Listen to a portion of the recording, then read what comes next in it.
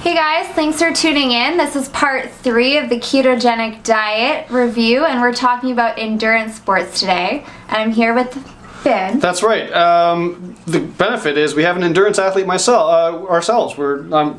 Me, marathoner and triathlete. So we'll really talk about this a lot because it's really exciting in the world of endurance sports because of the unlimited and the great storage capacity for fuel that it has.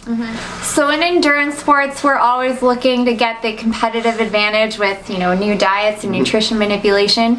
But today we're talking about the ketogenic diet and why is it so popular among endurance athletes, because the thought that it might allow for sparing our carbohydrate stores and using our unlimited fat stores for long-term energy. Yeah, I mean, I get a ton of clients, marathoners, ultra-marathoners, endurance athletes talking about the ketogenic diet because in theory, it's a good idea, right? In theory, that, we can prevent using our glycogen stores and we can use our unlimited fat store, which is much, it's more efficient in terms of storage, in terms of how much energy you can do. I mean, like typically a marathon, you'd burn about anywhere from 3,000 to 5,000 calories, depending on how fast you're running and everything like that. Your body's fat stores has way more than that, versus, it's got so much. And your glycogen stores only have about enough fuel to fuel you for about 60 minutes. So we can see the understanding of the appeal. Yeah. But it's going to take a little bit of understanding on the bioenergetic side to understand why this is not a good idea. So what does the research say? Well, we have had no studies show that there's an actual performance benefit. Your body does adapt to using fat instead of carbohydrates for energy. That's a sure thing, but it doesn't actually give you a faster time, or you can't sustain it longer than if you're on a traditional carbohydrate inclusive diet. That's right, because the issue is it comes down to an understanding of the bioenergetics and the energy pathways in the body.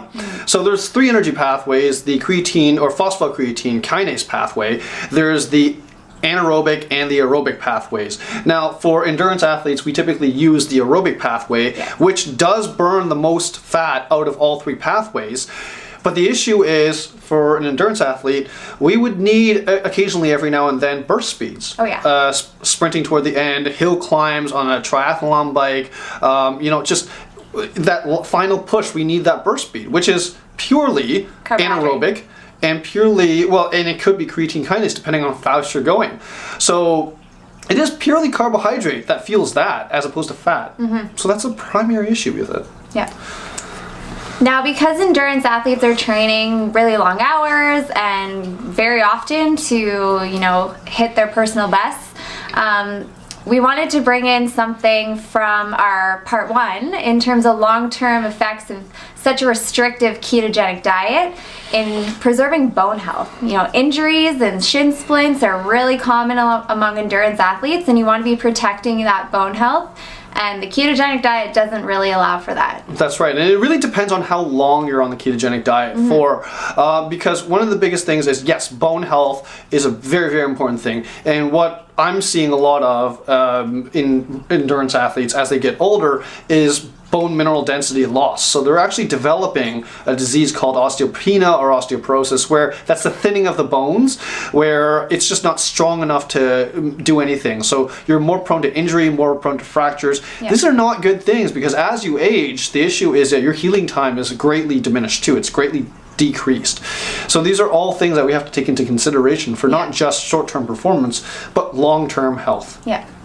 So thanks for tuning in to our 3-part series about the ketogenic diet for sport. We really hope you learned something and had a good time watching. Yeah, and if you have any questions, comment, like, share down below, and let us know what your thoughts are. Let us know what you want to see in the future, what more diets or supplements or whatever you want us to review.